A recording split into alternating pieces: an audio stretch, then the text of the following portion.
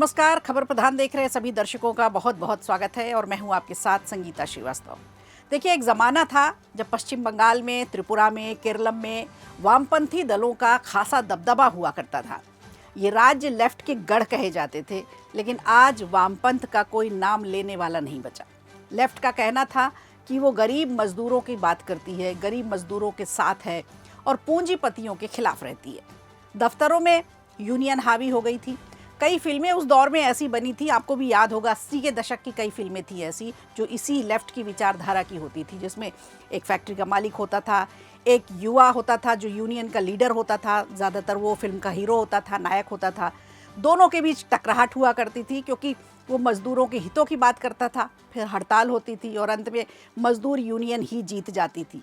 एक और ख़ास बात होती थी कि जो मालिक होता था, फैक्ट्री का जो मालिक होता था, उसकी बेटी हमेशा यूनियन लीडर के साथ होती थी और बाद में सब कुछ ठीक हो जाता था, दोनों शादी कर लेते थे, फिल्म का द एंड हो जाता था। ये 80 के दौर के दशक की जो फिल्में थी उसमें इस तरह की चीज़ें दिखाई जाती थी और यही वो समय था जब वामपंथ का लाल झंडा कामरेड इस समय बहुत हावी हुआ करता था।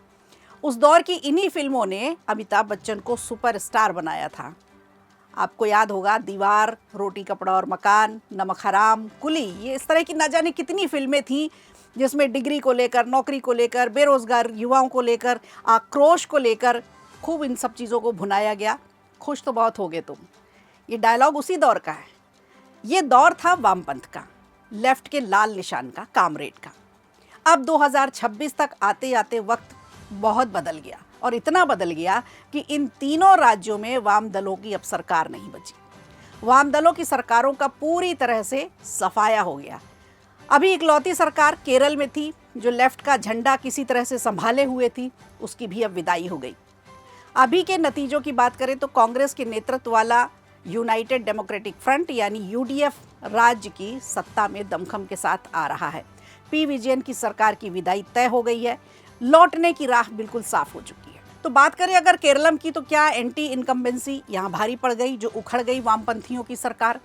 10 साल पुरानी सरकार के खिलाफ जनता में भारी नाराजगी रही, जमकर विरोध रहा, ज़्यादातर सीटों पर एंटी इनकम्बेंसी नजर आई।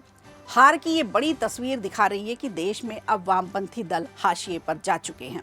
लगातार वामपंथी दल चुनाव हार रहे हैं और इनके एक भी विधायक जीत कर नहीं आ रहे। पश्चिम बंगाल में भी बात करें तो वामपंथी दलों का प्रदर्शन सबसे खराब रहा। अब तो वामपंथ के नेताओं ने भी इस बात को स्वीकार कर लिया है। 5 दशक बाद पहली बार ऐसा हो रहा है कि कहीं भी लेफ्ट की सरकार नहीं बन रही है, नहीं तो किसी ना किसी राज्य में इनकी सरकार होती थी। केरल में सत्तारूढ़ लेफ्ट डेमोक्रेटिक फ्रंट एलडीएफ यानी उसको चुनाव में करारी हार का सामना करना पड़ा। मुख्यमंत्री पी विजयन के नेतृत्व वाली इस सरकार की हार के साथ ही देश में 5 दशक बाद पहली बार ऐसा हो रहा है कि किसी भी कम्युनिस्ट का कोई मुख्यमंत्री नहीं बना। बंगाल में भी लेफ्ट का पूरी तरह से सफाया कर दिया गया। बंगाल में 2001 तक लेफ्ट की सरकार रही। अब ये हाल है कि पार्टी 2 सीट भी नहीं हासिल कर पा रही। 34 साल के लेफ्ट के शासन से लोग इस कदर ऊब गए थे कि बंगाल में ममता बनर्जी को कुर्सी सौंप दी गई 2011 में और उसके बाद से बंगाल में पूरी तरह से लेफ्ट का सफाया हो गया। हालांकि अब बंगाली मानुष ममता बनर्जी से 1.5 दशक के राज से भी ऊब गया है और बीजेपी को सत्ता सौंप रहा है। लेफ्ट के प्रति लोगों के मन में कोई सहानुभूति नहीं बची है। अब पश्चिम बंगाल में ना तो कांग्रेस मजबूत बची ना लेफ्ट। ये चुनाव सिर्फ टीएमसी और भारतीय जनता पार्टी के बीच ही रहा। तो अब सवाल ये है कि राजनीति में ये सब काफ़ी अहम है कि आखिर कैसे सिमटते चले गए वामपंथी दल। पूरा क्या पूरा पार्टी ही सफाया हो गया। तो ये पूरे के पूरे दल, वामपंथी दलों के जहाँ जहाँ सरकारें थी एक तरह से धीरे धीरे सिमटती चली गई। लोकसभा की सीटों पर अगर नजर डालें तो आंकड़ा क्या कहता है? आंकड़ा ये कहता है कि 2004 में लोकसभा में 59 सीटें जीतने वाले वाम दल 2009 में 24 पर ही आ गए, फिर 2014 में 10 पर सिमट गए, फिर उसके बाद जब लोकसभा के 2019 के चुनाव हुए तो सिर्फ 5 सीटों पर वाम दलों को सीटें मिल पाई थी।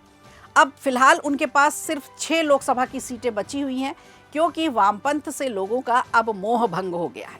वामपंथ से अब युवा प्रभावित नहीं होते जैसे पहले होते थे। युवाओं के आक्रोश का खूब फायदा उठाया वामपंथियों ने। इसके बहुत से कारण हैं कि वो क्यों सिमट रही है। दुनिया देखिए बड़ी तेजी से बदल रही है, उदारीकरण का दौर है। वैश्वीकरण और निजीकरण के बढ़ते दौर में लोगों के पास नौकरी की कमी नहीं है।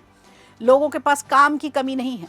लोगों को साम्यवादी राजनीति अब पसंद नहीं आ रही और ऐसे में लेफ्ट के क्रांतिकारी सपने अब लोगों को लुभा नहीं पा रहे।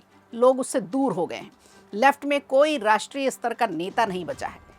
दुनिया में अब वामपंथी राजनीति हाशिए पर चली गई। ये केवल भारत देश की बात नहीं है। मार्क्सवाद जिन देशों में है वहाँ भी लोग इस विचारधारा से कब के दूर हो चुके हैं। चीन से लेकर रूस तक साम्यवाद से दूरी बना चुके हैं यहाँ के लोग। अब वहाँ तानाशाही जैसी कुछ चीज़ नहीं है। ना तो लेफ्ट के साथ मजदूर आ रहे हैं, ना ही लेफ्ट के साथ युवा जा रहे हैं और ना ही अब लेफ्ट के साथ किसान जा रहे हैं। वामपंथी दलों की लोकप्रियता लगातार घटती चली गई और लगभग समाप्ति की तरफ है। इधर युवा राष्ट्रवाद की तरफ मुड़ता चला गया। देशभक्ति उसे रास आने लग गई। सोशल मीडिया ने विचारों को एकजुट किया, लोगों को जोड़ा और देश के नाम पर खासकर के युवा एकजुट हुए। युवाओं ने लेफ्ट की विचारधारा को सिरे से नकार दिया। जो आज का वर्तमान युवा है, जिसको जेनजीज बोलते हैं, वो लेफ्ट की विचारधारा से बिल्कुल भी सहमत नहीं है। वो राष्ट्र की बात करता है, परंपरा की बात करता है, रीति रिवाजों की बात करता है। तो कुल मिलाकर ये तय है कि बंगाल से लेकर बिहार तक और केरल तक लेफ्ट की विचारधारा अब लोगों को राइट नहीं लग रही है और यही वजह है कि लेफ्ट भारत की राजनीति से लगभग आउट हो चुका है। तो ये विश्लेषण आपको कैसा लगा, कमेंट करके आप हमें ज़रूर बताइएगा। वीडियो अच्छा लगा हो तो लाइक कीजिए, शेयर कीजिए और कमेंट बॉक्स में हमें ज़रूर बताइए।